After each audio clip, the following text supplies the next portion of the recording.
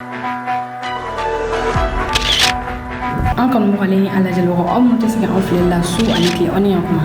bi araba ye jouer kalo tile 17 san 2024 bi kunnafoni b'an bolo k'o lase aw ma visa gansana Union européenne ye sifa wari miliyari 80 sɔrɔ san kelen kɔnɔna na farafina ni an bɔra yen nɔ Sergei Lavrov y'a yira k'a fɔ ko n'i y'a ye basigi tɛ ka na diɲɛ kɔnɔ ko États-Unis de nɔ don aw bɛna faamuyali ko ɲuman sɔrɔ ninnu na an ka kunnafoni dili kɛnɛ kɔnɔna na aw bisimila aw ka kunnafoniw kɛnɛ kɔnɔna na sɛnɛ ɲɛmɔgɔ gɛnna ka bɔ baara la Mali kɔnɔna na kunun ministre ɲɛsinnen don sɛnɛko ma ni ale ye Lasine Dembele ale gɛnna ka bɔ a jɔyɔrɔ la ale kɔfɛ min ye CMDT ni o compagnie min ɲɛsinnen don kɔrɔko ma o PDG n'an ko Dembele ale fɛnɛ gɛnna ka bɔ baara la mɔgɔ min bilala ale nɔ na o de Mamadou Moustapha Diarra ye Mamadou Moustapha Diarra a yirala k'a fɔ ko ale ye sanfɛ kalanso lakɔli karamɔgɔ dɔ ye a bɛ kalan kɛ lakɔliso min na o de ye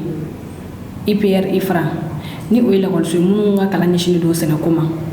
a yirala fɔ ko ale bɛ kalan min kɛ o de ye sɛnɛ bɛ se cogo min na ka sɔrɔ la don jamana kɔnɔna na ni o ye économie o kɔfɛ ministre de l'agriculture yɛrɛ Lasine Dembele mɔgɔ min bilala ale nɔ na o de ye Daniel Simon Kelema ye Daniel Simon Kelema ale yɛrɛ de kun ye ministre de l'agriculture ka secrétaire général ye o kɔrɔ b'a jira k'a fɔ ko ministre so in kɔnɔna na ministre de l'agriculture kɔfɛ Daniel Simon Dembele ale de kun bɛ yen nɔ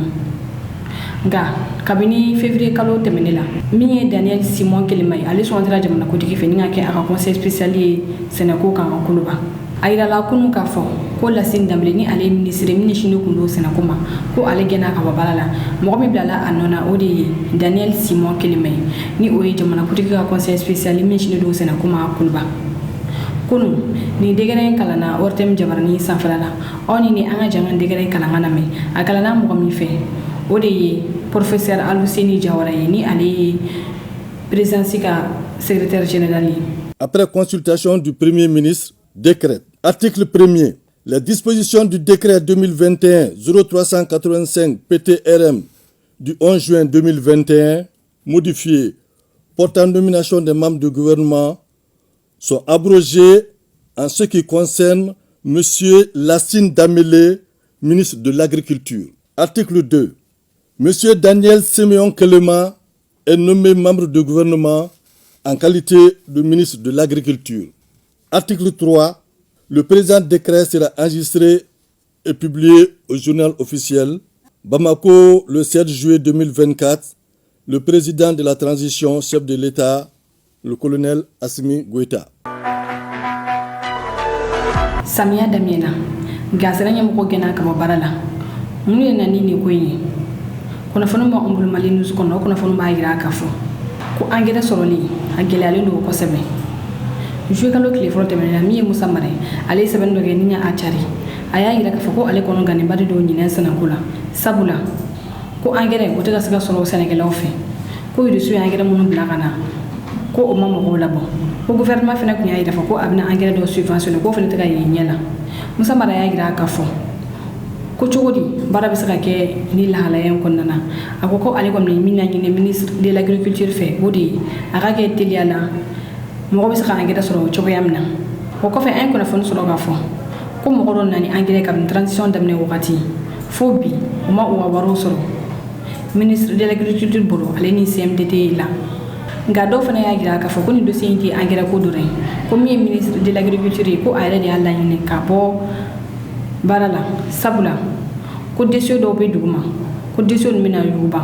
ko ni dossier ninnu yugubara k'a kana kɛ mɔgɔ ɲɛna ko ale nɔ de don ko ka sɔrɔ ko ale n'a sɔrɔ dossier ninnu bɛ ɲagaminen don ka ban o la k'a yɛrɛ de y'a laɲini ka bɔ a ka ministeriya jɔyɔrɔ la dɔw y'a jira k'a fɔ ko nin de ye ministre de l'agriculture ta kun ye ka bɔ a jɔyɔrɔ la nka min ye CMDT ɲɛmɔgɔ tɛ engrais ko kɔfɛ sɛnɛkɛla dɔw halisa u ma u ka kɔɔri wariw sɔrɔ ni wagati in na gɛlɛya belebele de bɛ CMDT kɔnɔna na mɔgɔ caman de y'a jira k'a fɔ ko ni gouvernement ma a jɔ a jɔyɔrɔ la ko CMDT ko a compagnie bɛ dafiri. Kunnafoni filanan sefa wari miliyari 80 Union européenne de sɔrɔ san kelen kɔnɔna na visa la billet d'avion t'a la siyɔrɔ t'a la dossier foyi wɛrɛ tɛ a la visa dɔrɔn a yirala k'a fɔ ko sefa wari miliyari 80 union européenne jamanaw y'o de sɔrɔ san kelen kɔnɔna na wa visa minnu fɛnɛ ma di o wariw fɛnɛ bɛ nin na kɛmɛ sara la 41 o de visa a yirala k'a fɔ ko o de ma di union européenne fɛ san 2023 kɔnɔna na ni o wari bɛ na sefa wari miliyari 37 ma min ye wari tɛmɛ ɲɛmɔgɔ kɔrɔ ye Salif Sanogo ni kunnafonidila don ale ye hakilina jagabɔ kɛ nin ko in kan a ko n'i y'a jateminɛ ko wagati min na Europe bɛ k'a fɔ ko farafinw bɛ k'u tɔɔrɔ ni ka taa u ka jamanaw kɔnɔna na ko o wagati kelen u ka ɲina ka fɔ farafinw ɲɛna k'u bɛ ka miliyari caman de sɔrɔ farafinw sababu la a y'a yira k'a fɔ ko Europe de ye continent ye i bɛ visa cɛkɛni ta ni ka don a kɔnɔna na ni o laɲini kɛ ni visa ni a ma sɔrɔ i ka wari tɛ lasegin i ma nka a ko n'i ye Asie continent jamanaw ta k'a lajɛ i n'a fɔ Japon ni ye visa laɲini Japon ni visa ma sɔrɔ i ka wari bɛ lasegin i ma nka fɛn min ye Europe ye ni visa laɲini ni visa ma sɔrɔ u tɛ i ka wari lasegin i ma a yirala fɛnɛ k'a fɔ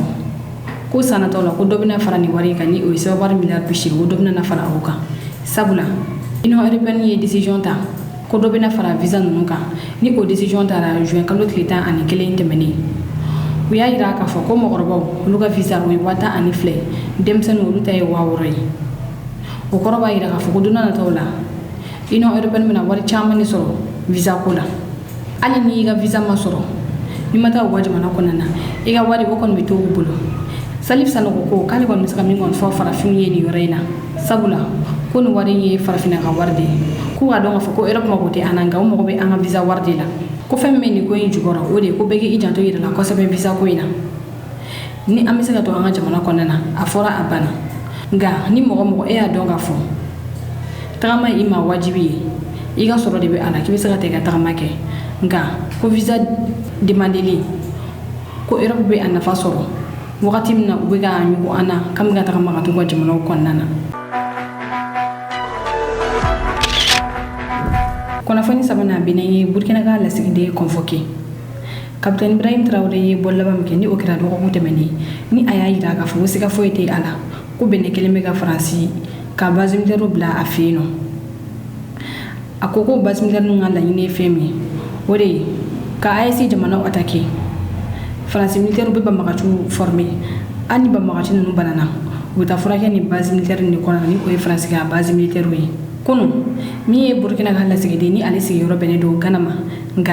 a bɛ baara kɛ Ghana ni Benin Burkina tɔgɔ la ale convoquera Burkina autoritew fɛ nin wagati la nin kuma in kɛlen bɛ kosɛbɛ ka kɛ gɛlɛya belebele ni jamana fila ni ɲɔgɔn cɛ kunu juillet kalo tile 16 Burkina ka lasigiden ale welela Benin autoritew fɛ a tagara wele in jaabi nin kuma in nkalon de don wa walima tiɲɛ de don Benin autoritew yɛrɛ tun y'a yira k'a fɔ ko base militaire ye fɛn min tɛ dogo ko ni mɔgɔ min fɛ k'a dɔn ko bɛ se ka wuli ka taa sɛgɛsɛgɛli kɛ a ko la Benin ko Benin tɛ jamana ye jamana min datugulen don kunu an ye Faransi kunnafonidila dɔ sɔrɔ ni ale ye Thomas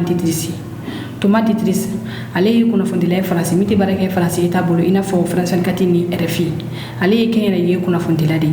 a y'a yira k'a fɔ ko ni a kalo kelen ni kɔ de ale ye laɲini kɛ ko a bɛ fɛ ka taa sɛgɛsɛgɛli kɛ Benin Faransi base militaire ko la ni tiɲɛ don walima nkalon don k'a tiɲɛ ni a nkalon di mɔgɔ ma Thomas Diedrich a ko ale ye laɲini kɛ juin kalo de la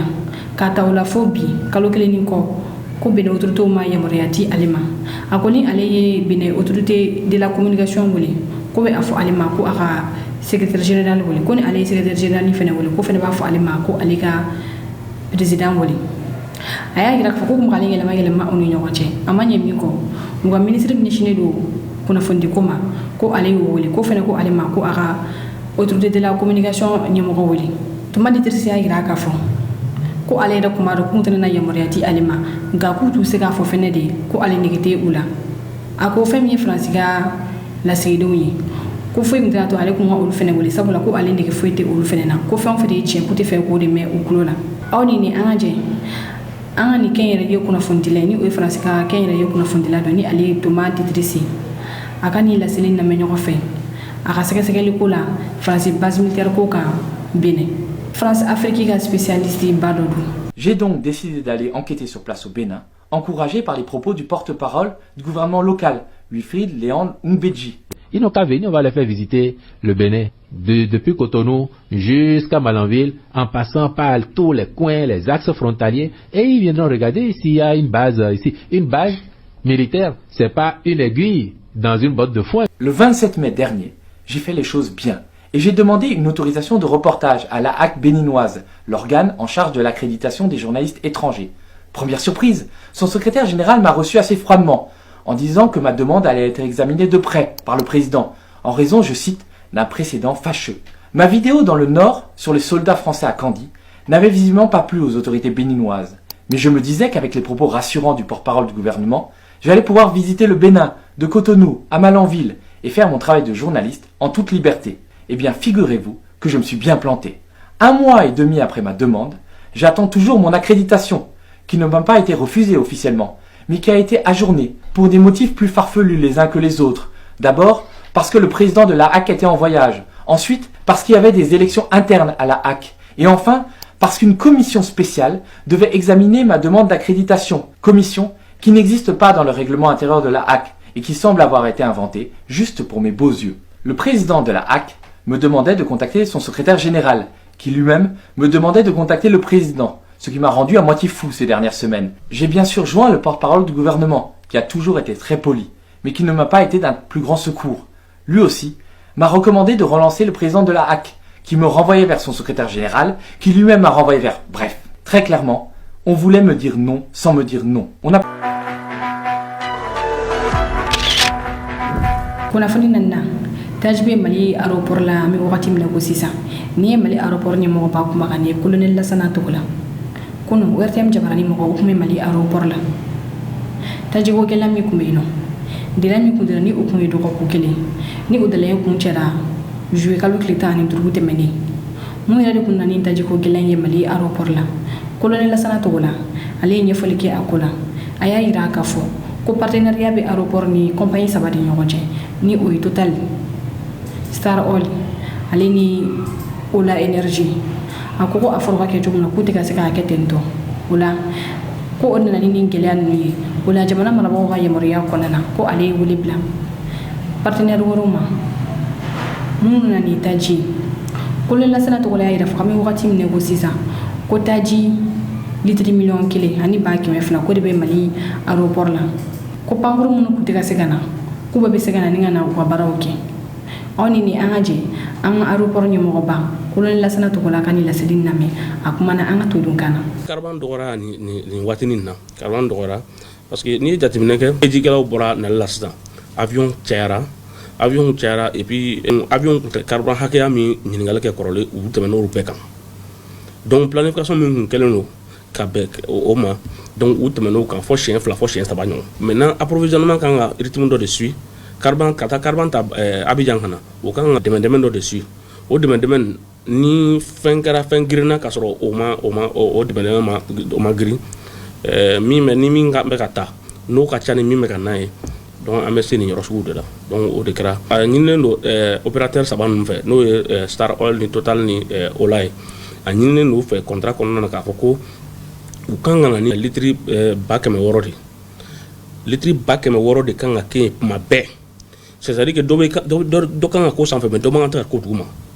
pour que anga saka foko a ko carbone do ba en fait donc o de kanga be litri million kelen a litri bakame shegini ma nous be kanga o de respecter mais anya e ka foko Ola ni Total rushi mo respecter bi mais ala barakala bi a pant Charlie réseau sans fait jamana memo ye ni fana anye au disposition ta pour que jamana dendo be mu me sa carbone mu me sa jeta en no kérosène mu me sa kérosène lana o mo do anyo do wele pour kana ndeme kana ni carbone do pour anga saka continuer donc o de hogum konona anye mo do lana o tan carbone do bon maintenant autant qu'on fana ani anga partenaire nunu no ye Star Oil fana en continue ka vraiment réunion caman kɛ n'u ye ka pression kɛ mɔgɔw kan o fana nana ni carbone wala continue ka na ni carbone donc n b'a fɔ sabu bi an bɛ yɔrɔ min na bi an bɛ litiri million kelen ale ni litiri ba kɛmɛ fila an b'o de la bi. kunnafoni duruna jo kalani ye dansago ma comédien Jokalani ni ale tɔgɔ sɛbɛn yɛrɛ ye Saka Jakite ye ale kun bɛ plateau dɔw sanfɛla la nka a ye kuma dɔw fɔ ni mɔgɔ caman y'a yira fɔ ko a ka segin a kɔ Jokalani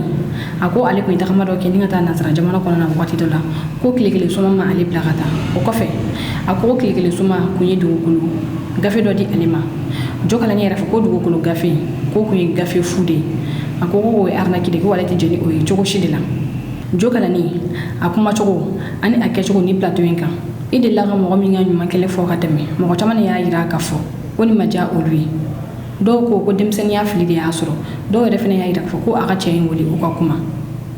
Jokalani a ye mun fɔ ni plateau in kan dugukolo ko papier in a didon a kɛra cogo di de aw ni ne an ka jɛ an ka o ja ninnu lajɛ ɲɔgɔn fɛ tile suma ma ne Jokalani bila ka taga dɛ n ye n ka voyage bonya de d'a kɔrɔ mais billet ko de kun gɛlɛyara kosɛbɛ a ye 40,000 de di yan billet sɔngɔ na o ni a ye Jokalani bila ka taa kelen tɛ dɛ ne ye n to faransi ɲɛmɛ viromani dɔw la u taala n'u ka micro ye tile kelen suma fɛ yen nɔ ko ne de y'u bila ka taa ko n numansila n b'a fɔ a ka numan kelen na ɲɛ mais a ma ne bila ka taa mɔgɔw k'a faamuya ne ye publication dɔ kɛ n ko tile kelen suma ye du papier di ne Jokalani ma ko du a yɛrɛ ko du valeur bɛ taa 10 millions na lettre papier de dila ne ma ne taala lettre d'attribution ne taala n ko n bɛ taa mairie la u ka taa yɔrɔ yira ne la yɔrɔ ko ma ye yɔrɔ ma ye tile kelen suma ye yɛrɛ la occupé a donna téléphone ko réseau ma ɲi adamadenw kɛla ne fɛ wa na ne ye min fɔ fana u b'a lamɛn u b'a fɔ Jokalani bɛ ka tiɲɛ fɔ mais na ne yɛrɛ nɔ minɛna Jokalani bɛ ka maa min fɔ ni tiɲɛ tɛ ça veut dire que on nous appelle arnaqueur moi je ne suis pas dedans ko caman caman bɛ yen quoi bi ne fana y'a kanu ko n bɛna du kelen d'a ma Bamakɔ a bɛ dɛrɛnsinasi la a k'o fara a bolo ta kan ye o de ye kuma ye cɛw ŋana kuma na papier dira ka bɔ ou bien a bɛ non papier bɛ yan an bɛɛ kun ko Jokalani ye tileke suma ka kɔgɔ ye mobili fila dira mobili fila dilen kɔfɛ du terrain dira Bamakɔ k'a bɛ dɛrɛnsinasi la a yɛrɛ ɲɛ b'a la a bɛ carte jumɛn na a bɛ sira kɔrɔ k'a bɛ sira kɔrɔ e yɛrɛ bolo a volant bɛ taa joli la a bɛ sinasi ani a terrain n'a farala ɲɔgɔn kan a bɛ tɛmɛ 10 millions kan kunnafoni kuncɛla bɛn bɛ se ka sabati cogo di diɲɛ kɔnɔ jamana minnu bɛ kɛlɛ la ni o ye jamanabaw ye fɛɛrɛ jumɛn bɛ se ka kɛ yaasa an ka nata 3e guerre mondiale la kunun Nations Unies na Conseil de sécurité ɲɛmɔgɔbaw u ye hakilina jagabɔ kɛ nin kan Conseil de sécurité jamana 15 u bɛɛ ye kuma ta a jamana kelen-kelenna bɛɛ a hakilina ta di min ye Russie Sergei Lavrov ni ale ye Russie ministre des affaires étrangères ale kun bɛ kɛnɛ kɔnɔna na a ye kuma ta Sergei Lavrov y'a yira ka fɔ ko n'i y'a ye basigi tɛ ka na diɲɛ kɔnɔ ko fɛn bɛ k'o kɛ ko de ye États-Unis Sergei Lavrov a ko États-Unis kɛlen bɛ ka kaman yan ka diɲɛ bɛɛ kunna wa k'u kɛlen bɛ ka militaire jɛkulu dɔ sigi Europe ni o tɛ ka Europe kɛ a sago ye ka Nations Unies kɛ a sago ye bɛɛ ka se ka i majigi ale ye Sergei Lavrov y'a yira fɔ ko de bɛ ka na ni gɛlɛya ye diɲɛ kɔnɔ a ko n'i y'a ye bi mankan bɛ Ukraine ko États-Unis de ye coup d'état kɛ san 2014 la fanga min na k'o fanga dafiri ka na ni fanga ye fanga min na baara kɛ a ye ni o ye Volodymyr Zelensky ni a ka mɔgɔw ye Sergei Lavrov a ko coup d'état in kɛlen kɔfɛ ko mɔgɔ e ni Russie ka sɔrɔ k'u y'o gɛn ka bɔ yen nɔ hali Russie ka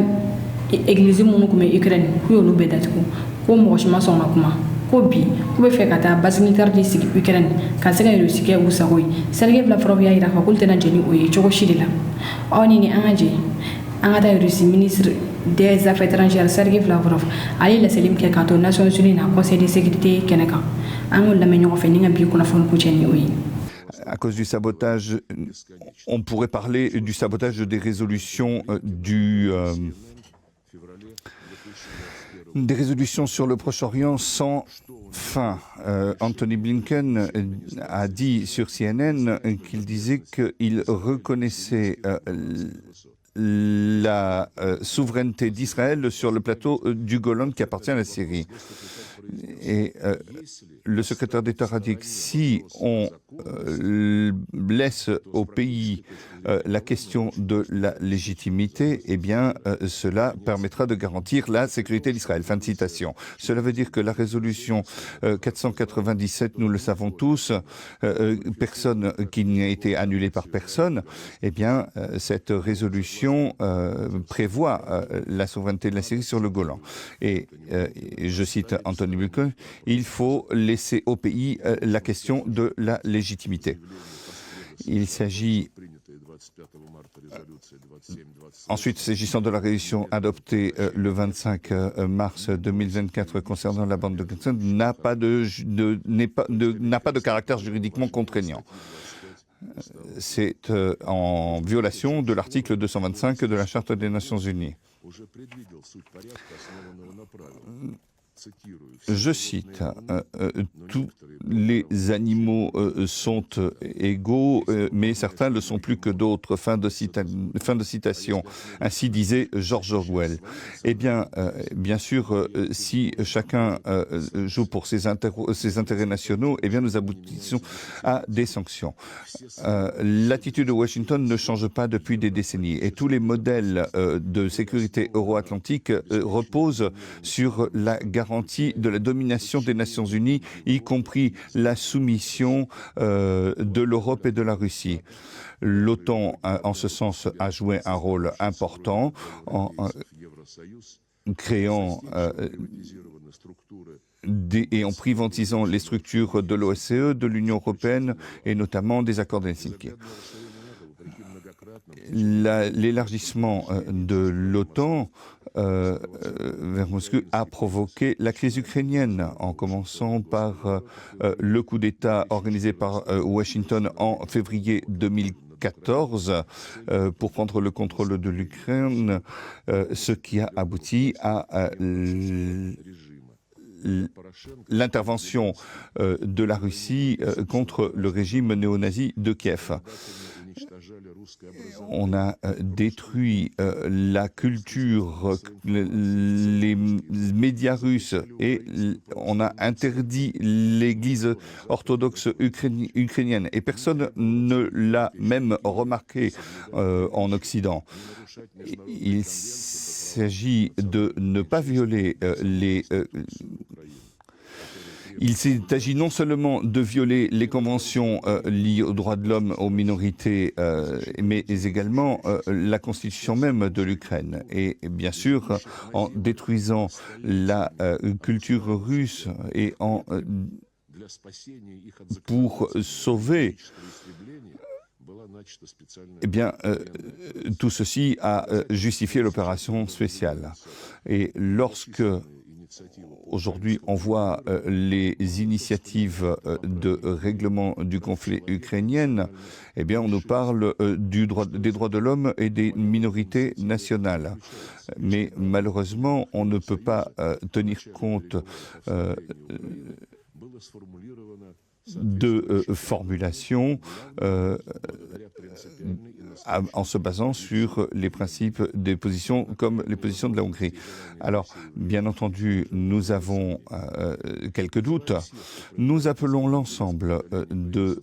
ceux qui veulent régler les questions en Ukraine de faire des propositions sur les questions clés des droits des minorités nationales, sans exclusion.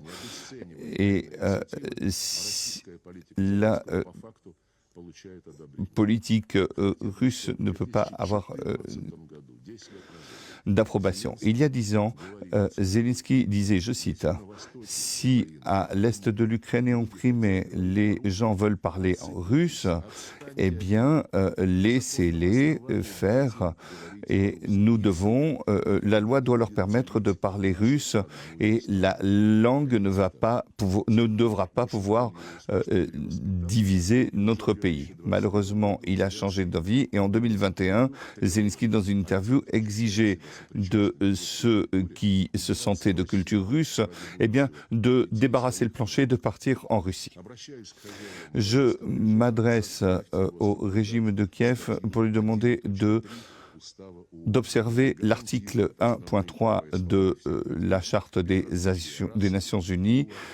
qui ne tient pas compte des races, des sexes, de la langue, de la religion. ni kunnafoni ne sɔrɔ la an fɛ bi ko da aw tulo kan aw ni ce aw ka faamuyali ko ɲuman na k'an lajɛbaga bɛɛ lajɛlen fo kɛrɛnkɛrɛnnen na minnu bɛ k'an lajɛ ka bɔ Rusi aw k'an bɛn wagati wɛrɛ aw minnu bɛ fɛ ka an ka kunnafoniw sɔrɔ sanga ani wagati aw ka groupe WhatsApp sanfɛla la aw bɛ se ka nin numéro kofɔli in wele ni o ye 91 21 40 84 o la condition fɛn fɛn b'a la yaasa aw bɛ se ka don an ka groupe WhatsApp la aw b'o bɛɛ lajɛlen sɔrɔ nin numéro in fɛ